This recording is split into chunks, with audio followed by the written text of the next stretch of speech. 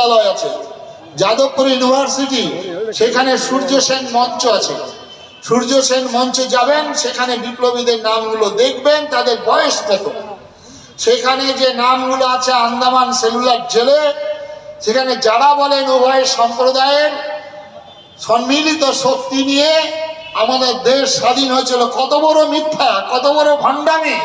আজকে সেখানে গেলে আপনারা প্রমাণ পাবেন যে সেখানে আন্দামান জেলে সর্বপ্রথম আছেন 135 জন বাঙালির নাম, ঘোষ, ঘোষ, চ্যাটার্জি, গুহ, সেন থেকে নাম, তারপরে আছে মহারাষ্ট্র, তারপরে পাঞ্জাব, আর আসাফুল্লাহ খান একজনের নাম আছে, তিনিও স্বাধীনতার জন্য নয়, অন্য কোনো কারণে হয়েছিল।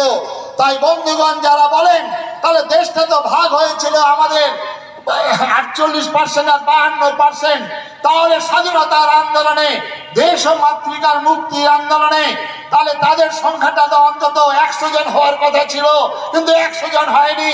তারা কোনোদিন ভারতবর্ষকে ভারত মা বলে তারা গ্রহণ করেনি। তারা প্রত্যেক ভারতবর্ষকে অপবিত্র ভূমি বলেছেন, না পাক ভূমি বলেছেন, আর পাক ভূমি দেশটাকে ভাগ করে নিয়েছেন। এটাই আজকে যারা আজকে ওই আপনার মিডিয়ার চ্যানেলে যারা বলছেন